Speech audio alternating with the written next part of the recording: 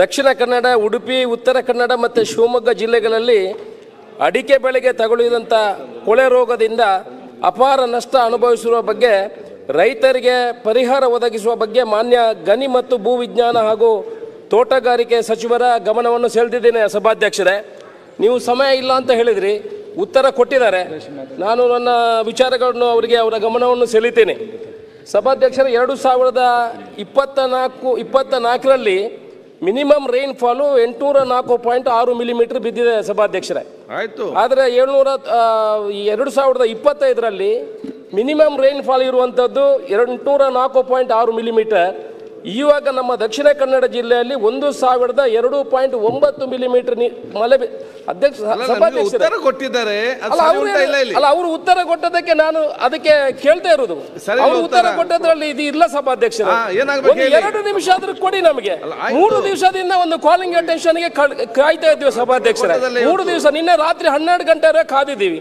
ಈಗ ಬಾಕಿಯವರಿಗೆಲ್ಲ 10 ನಿಮಿಷ ಕೊಡ್ತೀರಿ. ನಾವು ಊರಿನವರ 2 ನಿಮಿಷ ಅದಕ್ಕಾಗಿ ಬೇಗ ಹೇಳ್ತಾ ಇದ್ದೇನೆ. ಎಲ್ಲರೂ ಏನಂತಾರೆ, ನಿಮಗೆ ಜಾಸ್ತಿ ಟೈಮ್ ಕೊಡ್ತಾರೆ ಅಂತ.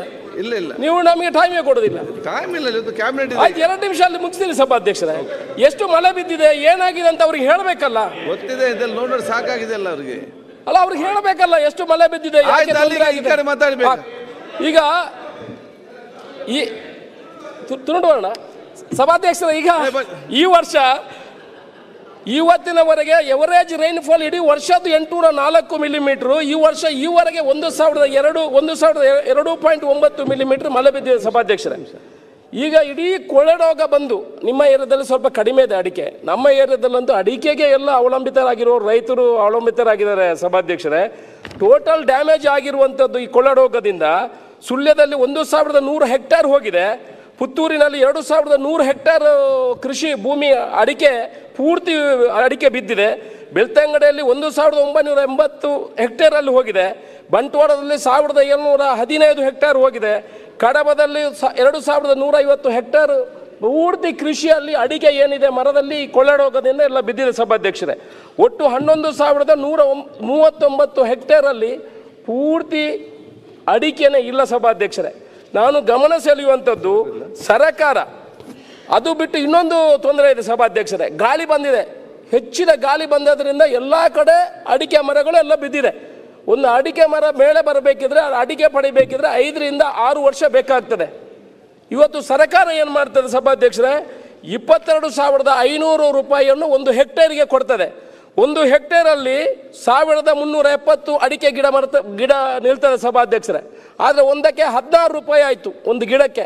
ಕೇರಳದಲ್ಲಿ ಇದಕ್ಕೆ 2,500 ರೂಪಾಯಿ ಕೊಡ್ತಾರೆ ಸಭಾಧ್ಯಕ್ಷರೇ.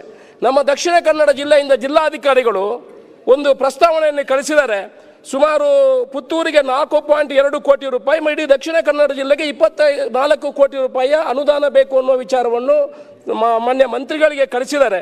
ನಾನು ಹೇಳುವಂಥದ್ದು ಇಷ್ಟೇ ಸಭಾಧ್ಯಕ್ಷರೇ, ಮಲ್ಕಿ ವ್ಯಾಲ್ಯೂಯೇಷನ್ ಪ್ರಕಾರ ಒಂದು ಗಿಡಕ್ಕೆ 2,500 ರೂಪಾಯಿ ಕೊಡಬೇಕಾಗ್ತದೆ ಸಭಾಧ್ಯಕ್ಷರೇ. ಇದರಲ್ಲಿ ಕೊಟ್ಟಿಗೆ ಬರುವಂಥದ್ದು ಒಂದು 24 ಕೋಟಿ. ದಯಮಾಡಿ ಎಷ್ಟೋ ಲಕ್ಷ ರೈತರಿಗೆ ಇದನ್ನು ಹಂಚಿದಾಗೆ ಆಗ್ತದೆ. ನಾವು ಹವಾಮಾನ ಆಧಾರಿತ ವಿಮೆ ಬರ್ತದೆ ಸಭಾಧ್ಯಕ್ಷರಿಗೆ, ಮಂತ್ರಿಗಳು ಹೇಳ್ಬೋದು. ಅದರಲ್ಲಿ ಈಗ ಕಡಿಮೆ ಆಗಿದೆ. ಮೊದಲು 20% ಬರ್ತಾ ಇತ್ತು, ಈಗ 16%, 14%ಗೆ ಬಂದಿದೆ.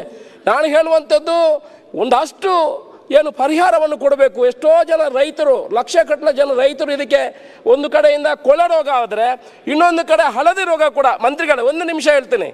ಹಳದಿ ರೋಗದಿಂದ ಕೂಡ ಸುಳ್ಯದಲ್ಲಿ ಸುಮಾರು 10 ಗ್ರಾಮಗಳು ಇವತ್ತು ಹಳದಿ ರೋಗದಿಂದ 37,317 ಹೆಕ್ಟೇರ್ ಹಾನಿಯಾಗಿದೆ ಸಭಾಧ್ಯಕ್ಷರೇ.